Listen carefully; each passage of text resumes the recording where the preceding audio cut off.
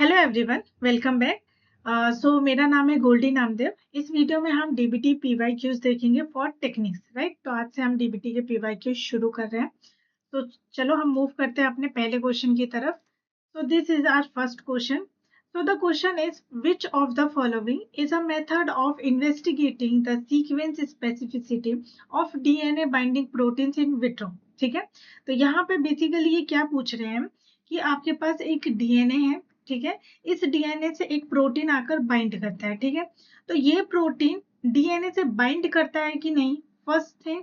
और दूसरा कि बाइंड करता है तो एट विच पोजीशन। तो यहाँ पर हमारे पास दो क्वेश्चन आते हैं और इन दोनों ही क्वेश्चन के आंसर हमें एक टेक्निक देती है। तो फिलहाल इन्होंने इस क्वेश्चन में ये पूछा है कि कौन सा सीक्वेंस स्पेसिफिसिटी है डीएनए का, यानी डीएनए का वो कौन सा सीक्वेंस है जहां पर ये प्रोटीन आके बाइंड कर रहा है, ठीक है। तो ये बात का पता हम कैसे किस टेक्निक के थ्रू लगा सकते हैं, ये हमारा क्वेश्चन है। तो यहाँ पर जो आंसर है वो राइट आंसर है आपका डीएनए फुटप्रिंटिंग, ठीक है। अब सदर्न ब्लॉटिंग डीएनए की मदद, हम उससे डीएनए तो देख सकते हैं लेकिन हम उसका लोकेशन नहीं पता करते, ठीक है।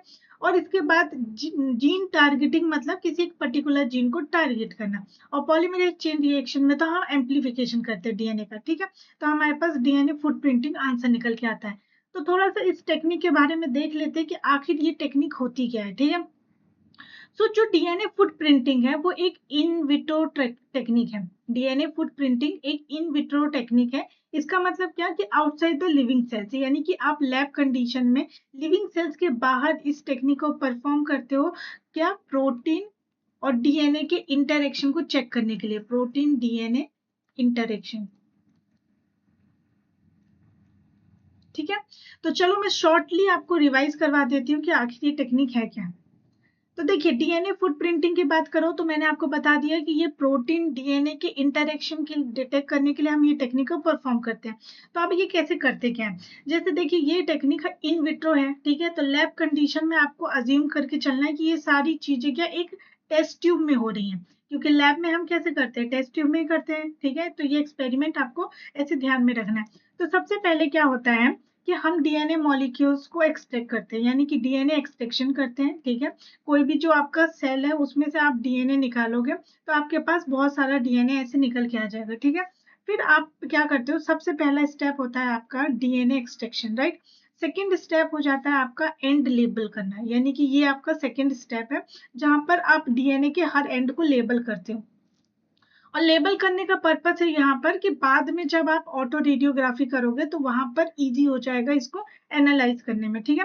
तो सेकंड स्टेप में आप क्या करते हो, ये देखो एंड लेबल कर दिया आपने, हर डीएनए को क्या कर दिया, इस तरीके से एंड लेबल कर दिया। थर्ड स्टेप में आप रेगुलेटरी प्रोटीन को ऐड करते हो। तो अब क्या किया मैंने, पहले इस ट्यूब में मैंने डीएनए को ऐड कर दिया, ठीक है। फिर उसके बाद मैंने उसको एंड लेबल कर दिया और अब थर्ड स्टेप में मैं इसमें रेगुलेटरी प्रोटीन्स ऐड करूंगी। तो ये रेगुलेटरी प्रोटीन्स क्या है, ये इस तरीके से मैं प्रोटीन को ऐड कर दूंगी। तो ये जो प्रोटीन्स हैं यही वो प्रोटीन है जिसका हमें इंटरेक्शन चेक करना है कि क्या ये प्रोटीन इस डीएनए से इंटरेक्ट करती है कि नहीं। और यहाँ पे डीएनए के बहुत सारे फ्रेगमेंट होंगे, आपको ध्यान रखना है, ठीक है। कि यहाँ पर जो है आपको डीएनए के खूब सारे फ्रेगमेंट्स मिलेंगे। ऐसा नहीं है कि बस एक ही फ्रेगमेंट आपकी टेस्ट ट्यूब में होगा, राइट। तो ये हो गया। तो आप क्या करते हो, रेगुलेटरी प्रोटीन को ऐड कर देते हो या फिर ऐसी प्रोटीन जिसका इंटरेक्शन आपको चेक करना है। तो इसको मैं आपको टारगेट प्रोटीन भी कह सकती हूँ, ठीक है। तो इस तरीके से जब आपने ऐड कर दिया तो अब अगर ये प्रोटीन डीएनए से इंटरेक्ट करती होगी तो वो डीएनए से जाके बाइंड कर जाएगी, राइट। तो यहाँ पर हम ये अज्यूम करके चल रहे हैं कि मेरी प्रोटीन जो है वो डीएनए के साथ इंटरेक्ट करती है। तो क्या हुआ, जैसे ही मैंने उसको टेस्ट ट्यूब में डाला, थोड़ा इंक्यूबेशन टाइम दिया, तो वो प्रोटीन जाके मेरे डीएनए से इस तरीके से देखिए अटैच हो गए। यानी कि एक पर्टिकुलर लोकेशन जहां पर ये प्रोटीन डीएनए से इंटरेक्ट करती है वहां पे जाके उससे बाइंड हो गई। तो मैं इसको क्या बोलूंगी, बाउंड प्रोटीन, राइट। तो ये मेरा थर्ड स्टेप था। अब फोर्थ स्टेप में मैं क्या करती हूँ कि मैंने उसी ट्यूब में डीएनएस 1 डाल दिया, डीएनएस 1। अब डीएनएस 1 क्या है, एक ये रिस्ट्रिक्शन एंजाइम है। तो अब मैंने क्या कर दिया, इस ट्यूब में डीएनएस 1 की एंट्री करवा दी, ठीक है। तो मान लीजिए कि ये डीएनएस 1 इस तरीके से मैं आपको शो कर दे रही हूँ, ठीक है। तो डीएनएस 1 मैंने इस ट्यूब में डाल दिया। तो अब क्या होगा, डीएनएस 1 क्या है, पहले तो ये जान लीजिए कि डीएनएस 1 क्या करता है, आपका चाहे सिंगल स्ट्रैंडेड डीएनए हो चाहे डबल स्ट्रैंडेड डीएनए हो, DNS1 एक एंडोन्यूक्लियस होता है जो डीएनए को सेंटर में से यानी बीच में से कहीं भी कट कर देता है, ठीक है।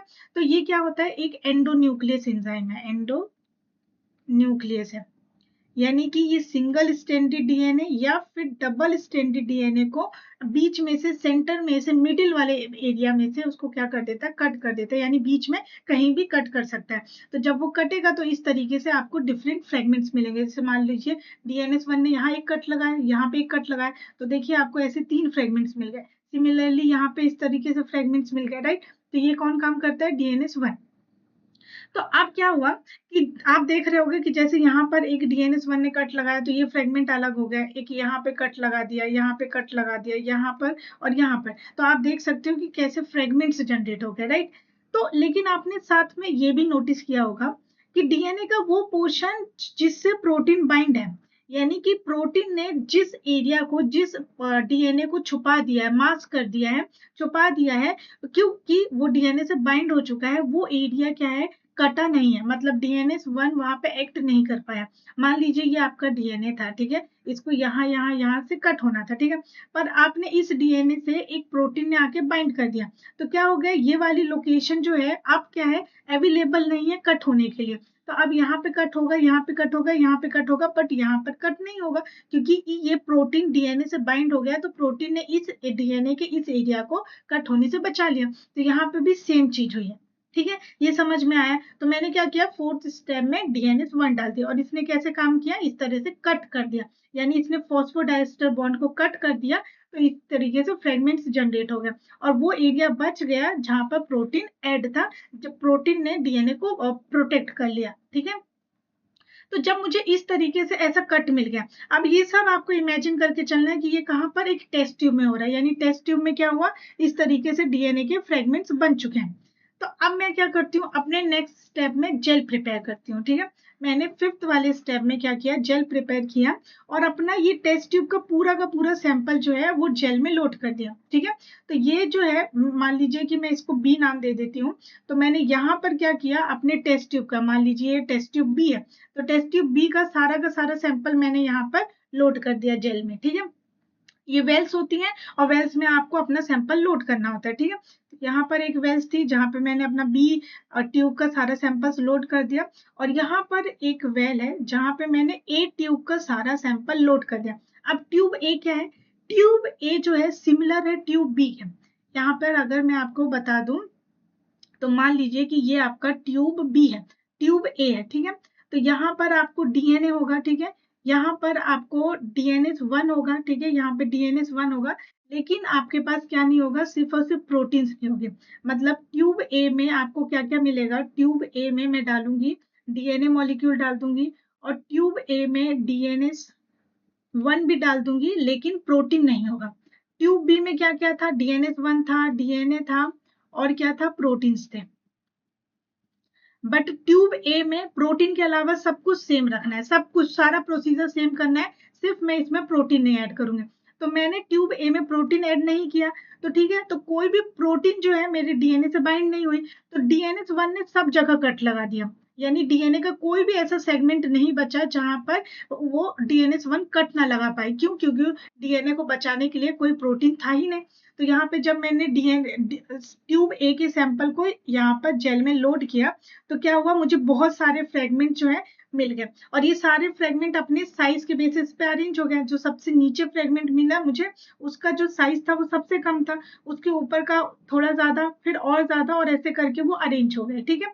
तो यहाँ पर क्या हुआ, आपको इस तरीके से पूरे बैंड्स मिलते हैं। तो ये जो लेन 1 है इसमें मैंने अपना सैंपल ए डाला और ये जो लेन बी है इसमें मैंने सैंपल बी डाला। अब आपको मालूम है सैंपल ए और सैंपल बी में क्या क्या इंग्रेडिएंट्स थे। सैंपल ए को मैं कंट्रोल बोल रही हूँ क्योंकि यहाँ पे मैंने कोई भी प्रोटीन को ऐड नहीं किया था, तो इसलिए यहाँ पे सारे के सारे आपको फ्रेगमेंट मिलते हैं।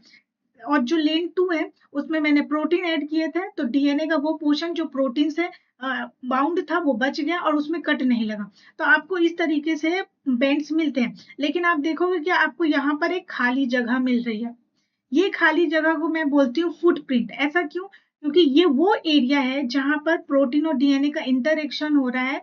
तो जब प्रोटीन ने डीएनए से बाउंड कर लिया तो डीएनएस 1 को जो है कट करने की जगह नहीं मिली, यानी कि वो एरिया कट नहीं हो पाया और इसीलिए बाद में वो एरिया थोड़ा वो अलग हो गया और यहाँ पे सिर्फ आपको डीएनए के फ्रेगमेंट्स मिल रहे हैं। तो यानी कि जहां जहां कट हुआ है वो सारे फ्रेगमेंट्स आपको मिल गए। जो डीएनए का वो पोर्शन जो प्रोटीन से बाउंड है वो आपको यहाँ पे नहीं मिला, क्योंकि यहाँ पे क्या हो रहा है, डीएनए के फ्रेगमेंट्स को हम सेपरेट कर रहे हैं, प्रोटीन को नहीं। तो यहाँ पे इस तरीके से आपको एक ब्लैंक स्पेस मिल जाती है जिसको हम फुटप्रिंट बोलते हैं। और इस फुटप्रिंट का मिलना एक इंडिकेशन होता है कि यस डीएनए और प्रोटीन का इंटरेक्शन हुआ है। साथ ही साथ वो ये भी बता देता है कि किस लोकेशन पे हुआ है। जैसे कि जब आपको बैंड यहाँ पे नहीं मिला तो आप समझ जाते हो कि डीएनए और प्रोटीन ने यहाँ पे इंटरेक्ट किया, ठीक है। बाकी सारे बैंड मिल रहे हैं, आपको यही बैंड नहीं मिला, इसका मतलब क्या है कि यहाँ पर ही इंटरेक्शन हुआ। तो आप क्या कर सकते हैं, ए और बी को कंपेयर कर सकते हो और कंपेयर करके एग्जैक्ट लोकेशन पता कर सकते हो कि प्रोटीन ने आखिर डीएनए के किस पोजीशन पे बाउंड हुआ है, किस पोजीशन पे वो अटैच हुआ है, ठीक है। तो इस तरीके से पूरा ओवरऑल डीएनए फुटप्रिंटिंग काम करता है। तो ये था डीएनए फुटप्रिंटिंग के बारे में, राइट। नेक्स्ट क्वेश्चन देख लेते हैं। The most important step of N automated DNA sequencing reaction is. Okay, तो अब यहाँ पे ऑटोमेटेड डीएनए सीक्वेंसिंग का क्वेश्चन आ गया। तो अब देखिए ये जो ऑटोमेटेड डीएनए सीक्वेंसिंग क्या होती है, ठीक है। तो ऑटोमेटिक डीएनए सीक्वेंसिंग क्या है, एक अपडेटेड वर्जन है किसका, सेंगर सीक्वेंसिंग का।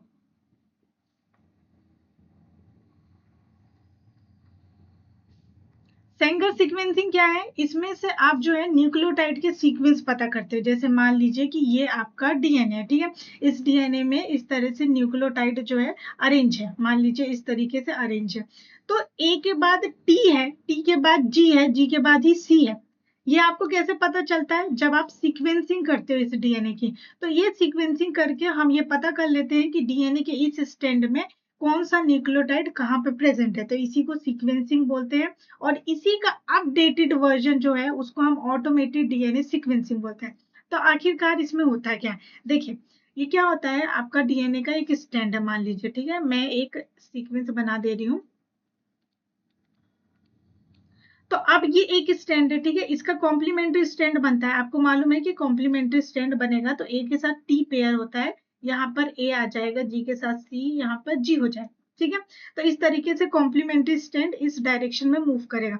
तो क्या है कि ये जो न्यूक्लियोटाइड होता है इसके पास एक OH ग्रुप होता है।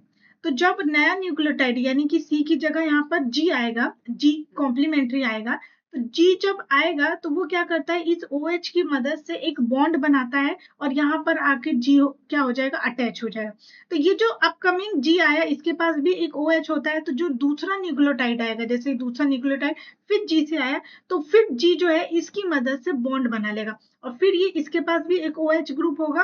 तो यहाँ पे जो अपकमिंग न्यूक्लियोटाइड होगा सी होगा, वो सी क्या करेगा, इससे बॉन्ड बना के यहाँ पर ऐड हो जाएगा। तो इस तरीके से जो चेन है इलोंगेट होती रहती है, आगे बढ़ती रहती है। बट हम क्या करते हैं, जब हम सेंगर सीक्वेंसिंग करते हैं तो हम क्या करते हैं, इन न्यूक्लियोटाइड को मॉडिफाइड कर देते हैं। कैसे, इसका जो OH ग्रुप है, इस OH ग्रुप को निकाल के हम इसमें क्या करते हैं, सिर्फ H ऐड कर देते हैं।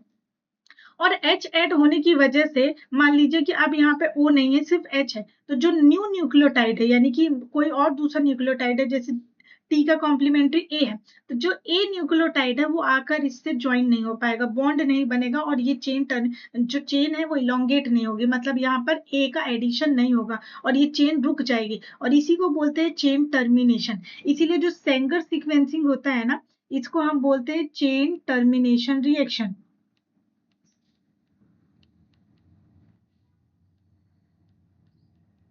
क्योंकि इस तरीके से चेन टर्मिनेट हो जाती है और फिर आप एक एक न्यूक्लियोटाइड का पता करवा पाते हो, ठीक है। तो यहाँ पे ऑटोमेटेड वर्ड यूज है, ऑटोमेटेड मतलब मशीन खुद ये चीज कर रही है।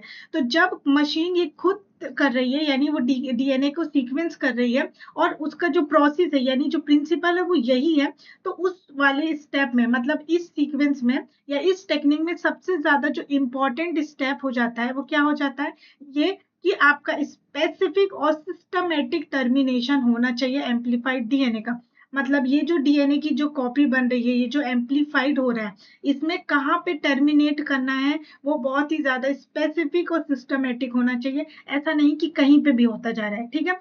क्यों? क्योंकि जब स्पेसिफिक और सही जगह पे टर्मिनेशन होगा तभी हम ये पता लगा पाएंगे कि कौन सा न्यूक्लियोटाइड है जहां पर टर्मिनेशन हुआ है, जहां पर चेन रुकी हुई है, और इसकी वजह से हम फिर सीक्वेंस पता कर पाते हैं डीएनए का। ठीक है, तो ये जो स्टेप हो जाता है बहुत ही ज्यादा इंपॉर्टेंट और क्रूशियल हो जाता है, राइट। सो हम नेक्स्ट क्वेश्चन की तरफ मूव करते हैं। हमारा नेक्स्ट क्वेश्चन है, what is the frequency with which a 4 base pair cutter will cut the DNA assuming random distribution of bases in the genome. ठीक है, अब ये क्वेश्चन क्या बोल रहा है कि आपके पास एक डीएनए का पूरा एक ही डीएनए है, यहाँ पर एक 4 बेस पेयर का कटर है जो यहाँ पे भी कट करता है, यहाँ कट करता है, यहाँ कट करता है। तो ये जो कटर है वो इस डीएनए पे कहाँ कहाँ कट करेगा, कितनी बार कट करेगा, यानी कि फ्रीक्वेंसी क्या होगी कट करने की, यानी कितने न्यूक्लियोटाइड बाद ये जो कटर है डीएनए को कट करेगा। ठीक है, ये क्वेश्चन आपसे पूछा गया और यहाँ पे बोला गया है कि आपको ये अज्यूम करके चलना है कि जो बेसिस का डिस्ट्रीब्यूशन है पूरे जीनोम में वो रेंडम है, कोई फिक्स लोकेशन नहीं है कि यहाँ पर ही ATG आना चाहिए और फिर यहाँ पर आना चाहिए, ऐसा कुछ भी नहीं है। ठीक है, तो इस तरह के क्वेश्चन को जब आपको सॉल्व करना हो तो इसका एक सिंपली बहुत ही इजी सा कंसेप्ट होता है, जिसको मैं एक फॉर्मूला आपको बताती हूँ कि जब इस तरह का क्वेश्चन आए तो आपको क्या फॉर्मूला याद रखना है, 4 और 4 की पावर 4। अब ये 4 क्या है, ये 4 है आपका नंबर ऑफ न्यूक्लियोटाइड। तो हमारे पास नंबर ऑफ न्यूक्लियोटाइड कितने होते हैं, 4 होते हैं, A, T, G और C। नॉर्मल केस में हमारे पास जो न्यूक्लियोटाइड है यही 4 न्यूक्लियोटाइड होते हैं। तो ये और ये जो अपर वाला 4 है ये क्या है, नंबर ऑफ बेस पेयर जो कटर में गिवन है। तो मैं यहाँ पे लिख देती हूँ कि नंबर ऑफ न्यूक्लियोटाइड या फिर बेसेस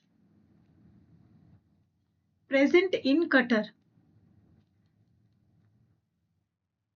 और ये जो कटर है ना, ये क्या है आपका एक एंडोन्यूक्लियस एंजाइम है। ठीक है, एंडोन्यूक्लियस एंजाइम है। एंडोन्यूक्लियस एंजाइम की जगह आप ये बोल सकते हो कि ये एक रिस्ट्रिक्शन एंजाइम है। ठीक है, क्योंकि रिस्ट्रिक्शन एंजाइम एंडोन्यूक्लियस और एक्सोन्यूक्लियस दोनों हो सकते हैं। तो यहाँ पे मैं लिख देती हूँ कि ये क्या है, एक रिस्ट्रिक्शन एंजाइम है जो डीएनए को कट करता है। ठीक है, तो इस तरीके से आप जो है इसको सॉल्व कर सकते हो। अब 4 की पावर 4 का मतलब है 4 इंटू 4 इंटू 4 इंटू 4, और जब आप इसको सॉल्व करोगे तो आपका आंसर 256 निकल के आएगा। मतलब 250 हर 256 टाइम के बाद ये जो रिस्ट्रिक्शन एंजाइम है वो कट करेगा। मतलब एक कट अगर यहाँ पर लगा, मान लीजिए ये एंजाइम जो है 4 बेस पेयर का, इसने डीएनए को एक बार यहाँ पे कट लगाया तो इसके बाद 256 न्यूक्लियोटाइड बेस के बाद फिर वो आपको यहाँ पे कट लगाएगा। मतलब इसके बीच में कितने 256 न्यूक्लियोटाइड प्रेजेंट होने चाहिए। ठीक है, तो इस तरीके से आप जो है रिस्ट्रिक्शन एंजाइम कितने भी कटर का दिया हो, मान लीजिए यहाँ पे 4 की जगह 6 हो तो आप फॉर्मूला क्या रख दोगे, 4 की पावर 6, और फिर आप आंसर कैलकुलेट करोगे तो आपका राइट आंसर आ जाएगा। तो आपको कितना भी कटर दिया हो, अगर आपको ये वाला फॉर्मूला याद है तो सिंपली आपको यहाँ पर वो कटर का न्यूक्लियोटाइड सीक्वेंस कितना है वो नंबर यहाँ पे पुट करना है और आंसर आपका निकल जाए। तो यहाँ पर आंसर हमारा 256 आया। तो देखिए 256 fourth is the correct answer, right. चलिए ये क्वेश्चन देख लेते हैं। अब ये क्वेश्चन भी बहुत इजी सा क्वेश्चन है। क्या बोल रहा है कि bacteria protect themself from fast by producing the following enzymes which fragment the fast genome. ठीक है, तो आप इसको चलिए समझते हैं कि ये क्या बोल रहा है। तो यहाँ पे हो क्या रहा है, मान लीजिए ये एक बैक्टीरिया की सेल है। ठीक है, अब बैक्टीरिया की सेल है, इसके पास अपना खुद का एक जीनोम है। ठीक है, अब एक बैक्टीरियोफाज आता है। ठीक है, और वो क्या कर देता है, यहाँ पर बैक्टीरिया को इन्फेक्ट कर देता है और अपना जो जीनोम है वो बैक्टीरिया के अंदर इंसर्ट कर देता है। तो ये जीनोम जो है बैक्टीरिया के अंदर फाज का जीनोम आ गया। ठीक है, तो फाज के जीनोम को एक हम दूसरे कलर से बना लेते हैं। जैसे मान लीजिए ये रहा फाज का जीनोम और ये बैक्टीरिया सेल के अंदर एंटर कर गया है। ठीक है, तो अब क्या होता है कि ये जो बैक्टीरिया है ये क्या है, बैक्टीरियल सेल है और ये फाज है। फाज क्या करता है, बैक्टीरिया सेल को इन्फेक्ट करता है, अपना जीनोमिक मटेरियल बैक्टीरिया सेल के अंदर इंसर्ट कर देता है। ठीक है, तो अब होता क्या है कि बैक्टीरिया की सेल जो है वो एक एंजाइम बनाती है। मान लीजिए ये एक एंजाइम है और वो एंजाइम क्या करता है, इस बैक्टीरियोफाज के डीएनए को कट कर देता है। ठीक है, तो अगर मैं यहाँ पर दिखाऊं तो मान लीजिए कि ये इसने रिस्ट्रिक्शन, ये जो एंजाइम है उसने बैक्टीरियोफाज के डीएनए को कट कर दिया। तो अब ये कैसा डीएनए हो गया, फ्रेगमेंट हो गया। ये डीएनए कैसे पहले बहुत अच्छे से था, अभी कैसे हो गया, डीएनए का फ्रेगमेंट हो गया, यानी कि छोटे छोटे पीसेस हो गए, कट हो गया, ठीक है। तो अब ये जो एंजाइम है, ये कौन सा एंजाइम होता है, ये क्या है, बैक्टीरियल एंजाइम है। आपको ध्यान रखना है कि ये बैक्टीरिया की सेल में ये एंजाइम होता है जो क्या करता है, फास्ट के डीएनए को कट करता है। तो इन्होंने क्या पूछा है, इस एंजाइम का नाम पूछा है कि ये कौन सा एंजाइम है। तो ये एंजाइम होता है एंडोन्यूक्लियस एंजाइम। तो राइट आंसर आपका रहा सेकंड, क्योंकि हमसे क्वेश्चन में ही यही पूछा है कि कौन सा एंजाइम है। लेकिन अब क्वेश्चन ये आता है कि मान लीजिए, ठीक है, ये क्वेश्चन तो हमसे सॉल्व हो गया, लेकिन एक और क्वेश्चन अगर मैं इसी में ऐड ऑन करूं और आपसे ये पूछूं कि ये जो रिस्ट्रिक्शन एंजाइम है, ठीक है, ये जो एंजाइम है जिसने फास्ट के डीएनए को कट किया, इसको ये कैसे पता चलता है कि फास्ट का डीएनए ये है और ये बैक्टीरिया के डीएनए है, जिसकी वजह से ये सिर्फ फास्ट के डीएनए को कट करता है और बैक्टीरिया के डीएनए को छोड़ देता है, क्योंकि ये तो एंजाइम है, इसका काम है कट करना। अब ये कैसे पता लगाता है कि फास्ट का डीएनए कौन सा है और बैक्टीरिया का डीएनए कैसा है, ठीक है। तो इस चीज का पता कैसे चलता है, बैक्टीरिया को जो डीएनए होता है उसमें मॉडिफिकेशंस होते हैं। कौन सा मॉडिफिकेशन होता है, मिथाइलेशन। जो बैक्टीरिया का डीएनए होता है उसमें क्या होता है, मिथाइलेशन होता है, जिसकी वजह से ये जो एंजाइम है वो बैक्टीरिया के डीएनए को कट नहीं करता है, सिर्फ फास्ट के डीएनए को ही कट कर जाता है। क्योंकि ये मिथाइलेशन होने की वजह से ये जो बैक्टीरिया का डीएनए बच जाता है, क्योंकि वो साइट जो है वो छुप जाती है जहां पर ये एंजाइम कट लगा सकता है, ठीक है। तो ये कंसेप्ट भी मैंने आपको इसलिए बताया क्योंकि इस बार तो सिर्फ आपसे एंजाइम का नाम पूछा है। अगले क्वेश्चन में अगर आपसे ये रीजन पूछ लिया तो आपको एग्जैक्ट रीजन पता होना चाहिए, ठीक है। तो ये रहा आपका right answer, second is the right answer. चलिए अब ये वाला क्वेश्चन सॉल्व करते हैं, ठीक है। ये भी बहुत ही सिंपल और इजी सा क्वेश्चन है। आप चाहो तो वीडियो को पॉज कर सकते हो, खुद सॉल्व कर सकते हो और बाद में आंसर जो है मैच कर सकते हो, ठीक है। तो चलिए ये क्वेश्चन सॉल्व करते हैं। इस क्वेश्चन में क्या बोल रहा है कि a mixture of homotetramer X, यानी कि आपके पास होमोटेट्रामर है। एक होमो का मतलब होता है सेम, टेट्रामर मतलब होता है फोर। तो मैं यहाँ पर ऐसे फोर बना लेती हूँ, यानी कि एक प्रोटीन है जिसकी सब यूनिट कितनी है, चार है, 1 2 3 4, और चारों की चारों सेम है और होमोटेट्रामर है। तो ये हो गया आपका एक्स प्रोटीन, ठीक है। नेक्स्ट बोल रहा है कि हेट्रोडाइमर है। हेट्रोडाइमर मतलब कि अलग, दो डाइमर है लेकिन अलग अलग। तो मान लीजिए कि एक ये हो गया और दूसरा ये हो गया, ठीक है। तो दो डाइमर है लेकिन अलग अलग है, ठीक है। और ये कौन सा प्रोटीन हो गया, एक्स हो गया। और इन दोनों का मिक्सचर मतलब एक टेस्ट ट्यूब है आपके पास, उसमें एक्स वाला प्रोटीन भी है, वाई वाला प्रोटीन भी है, ठीक है। इस तरह से मिक्सचर प्रेजेंट है। With identical molecular weight were resolve on SDS page. अब क्या बोल रहे हैं कि इन दोनों का ही मॉलिक्यूलर वेट सेम है, मतलब इसका जो मॉलिक्यूलर वेट होगा वही मॉलिक्यूलर वेट इसका भी होगा, ठीक है। तो अब क्या हो रहा है कि इन दोनों का मिक्सचर, ये जो हमारे पास टेस्ट ट्यूब में मिक्सचर था, मैंने इस मिक्सचर को क्या कर दिया, एसडीएस पेज में रन करवाया। इस तरीके से मैं एसडीएस पेज बना लेती हूँ और मैंने क्या किया, इनको एसडीएस पेज में रन करवा दिया, ठीक है। मेरे पास एक ये वेल है जिसमें मैंने एक मिक्सचर ऐड कर दिया जिसमें एक्स और वाई प्रोटीन दोनों ही प्रेजेंट है, और उसको मैंने रन करवा दिया एसडीएस पेज में। तो अब मुझे क्या, थ्री बैंड्स मिल रहे हैं, थ्री बैंड्स होना चाहिए, मुझे तीन बैंड मिल रहे हैं, 1 2 और 3, और उनका मॉलिक्यूलर वेट कितना है, 40 kilo Dalton, 60 kilo Dalton and 100 kilo Dalton. अब आपको मालूम है कि जब भी हम जेल रन करते हैं तो जो सबसे नीचे बैंड मिलता है उसका साइज बहुत कम होता है, सबसे कम होता है, ठीक है। तो सबसे कम क्या है, 40 किलो डाल्टन। तो मुझे 40 किलो डाल्टन का बैंड यहाँ पे नीचे साइड मिल गया। फिर उसके बाद मुझे मिलेगा 60 किलो डाल्टन का बैंड, और जो सबसे ज्यादा ऊपर बैंड मुझे मिलेगा वो होगा लार्ज साइज का, यानी कि 100 किलो डाल्टन का बैंड मुझे यहाँ पर मिलेगा। फिर अब ये पूछ रहे हैं क्वेश्चन में कि what is the native molecular weight of the homotetramer X, यानी ये जो एक्स है ना इसका मॉलिक्यूलर वेट कितना है, ये आपसे पूछ रहा है, इन चारों का मिला के मॉलिक्यूलर वेट कितना है। तो देखिए कितना ही इजी क्वेश्चन है। इजी कैसे है, क्योंकि ये बोल रहा है कि होमोटेट्रामर है, तो आप मान लीजिए होमोटेट्रामर है तो आप क्या कर सकते हो, 60 किलो डाल्टन मान लीजिए कि ये आपका, यहाँ पे हम मान लेते हैं कि ये 60 है, ये 60 है, ये 60 है और ये 60 है। मैंने चारों को 60 कर लिया, तो ये 60 इंटू 4 कितना आएगा, इसको कैलकुलेट करके मुझे आप बताइए कि कितना आ सकता है। अगर मैं करती हूँ 60 इंटू 4 तो मेरा आंसर आ जाएगा 240।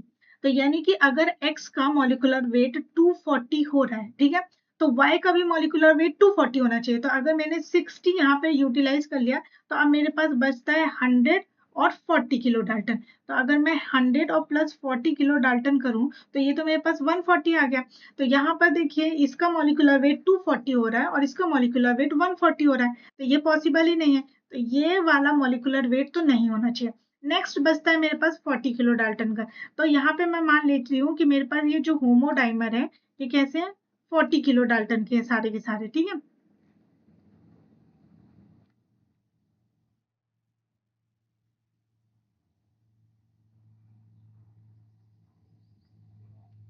तो यहाँ पर हम मान लेते हैं कि ये 40 है, ये 40 है, ये भी 40 है और ये भी 40 है। तो मैं क्या करती हूँ 40 इंटू 4 कर देती हूँ और जब इसको कैलकुलेट करूंगी 40 इंटू 4 तो मेरे पास आंसर आएगा 160। तो मान लीजिए कि एक्स प्रोटीन जो है उसका मॉलिक्यूलर वेट 160 है, ठीक है। तो मैंने ये 40 किलो डाल्टन को यूज कर लिया, तो अब मेरे पास बचा 100 प्लस 60। तो जब मैं 100 प्लस 60 करूंगी तो मेरे पास आंसर आएगा 160। तो यानी कि एक्स का मॉलिक्यूलर वेट भी कितना 160 किलो डाल्टन हो रहा है और वाई का भी मॉलिक्यूलर वेट कितना मेरे पास आ गया 160 किलो डाल्टन आ गया, ठीक है।